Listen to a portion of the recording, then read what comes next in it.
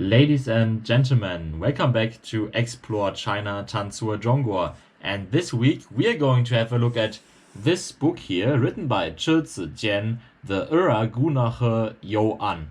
River is a river, and I think, let me show you, in English it's the Argun River, which is just right here. So this is the province of Neimungu Zizhichu, so it's the autonomous region of Inner Mongolia.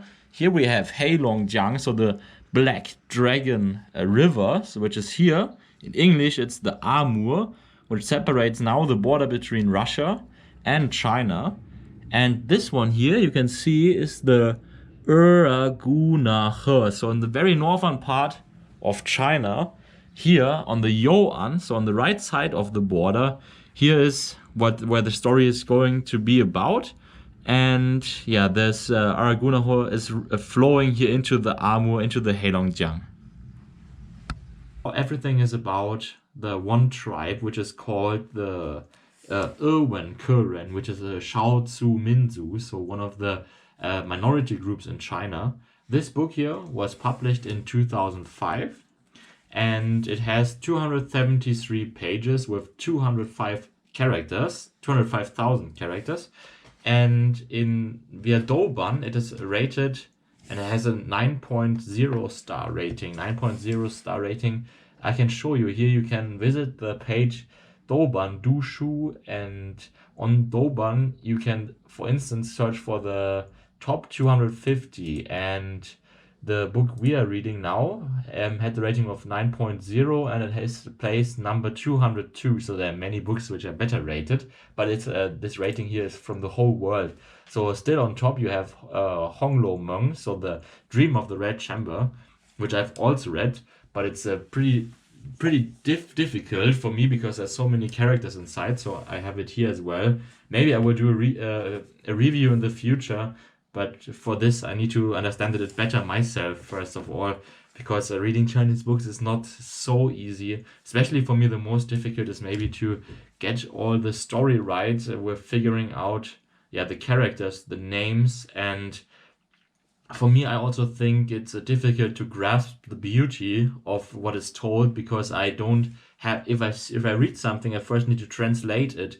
And then, like, this beauty of this character, or what people imagine, is a little bit lost, I would say.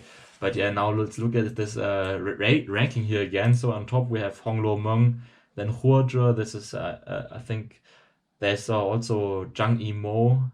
He directed a movie about this. It's very interesting, I think.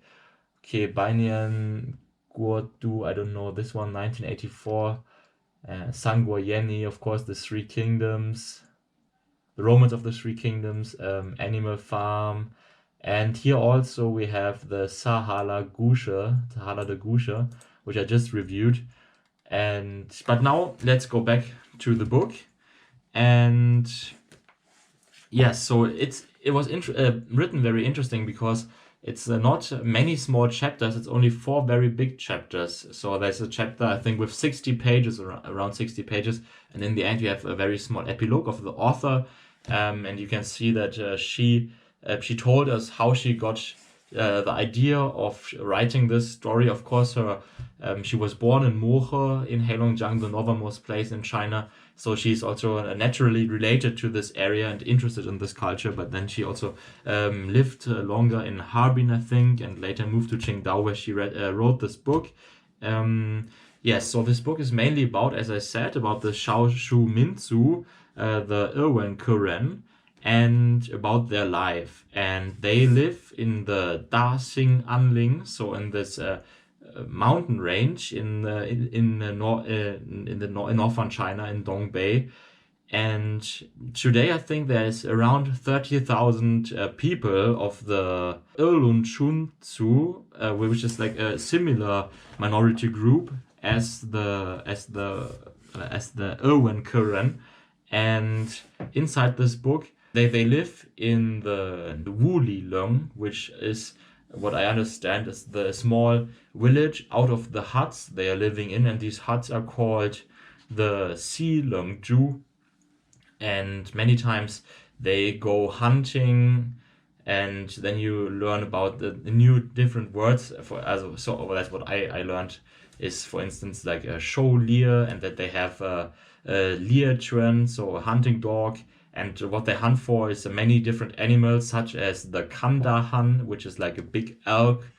And inside the village, they also have many traditions and often sit around a gohur, around this fireplace, the campfire, and where they have dried mouses or smoked mouses, or eat other meat and drink reindeer milk. This is very often, like almost on each page, you can read something about the Sunlu around the reindeers, which are very important for these tribes in the mountains. And then also they are talking about often they have each of these small Wulig lungs, they have their own shaman, their own saman, and it's also about illnesses which go around there, especially which are dangerous for the reindeers they have. And also it is about weddings and wedding ceremonies. So basically there's a few main characters, and then they become children, and their children, they marry each other, and in the end everyone dies, and the whole story starts from the 1920s and ends until 2000. One of these Ewenke, like this one woman, she's telling us the story when she is already 90 years old. And there's also about the funeral customs, about Zhangli. And I think, yes, it is a book which is very ping ping dan dan. So it's frankly speaking not very interesting for me. It was okay to read, but and also beautiful to read, but still wasn't so super exciting. So it's a pure basic, I would say. And in the end, there was a very cool quote which I want to quote because it fits. So here, let me read to you the last sentence. It says, 当我合上一本书的时候，我一定会在不久的将来向读者打开另一本书. So it says, just when I close one book, in the future, not long, I will open up the next book.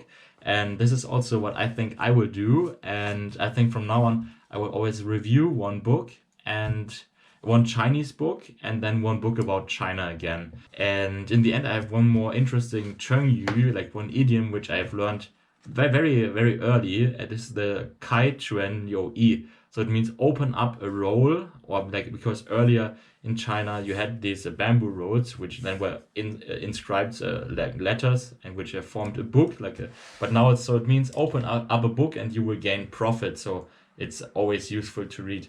And yes, thank you for watching, and if you've liked this video, give it a thumbs up, and see you again next week.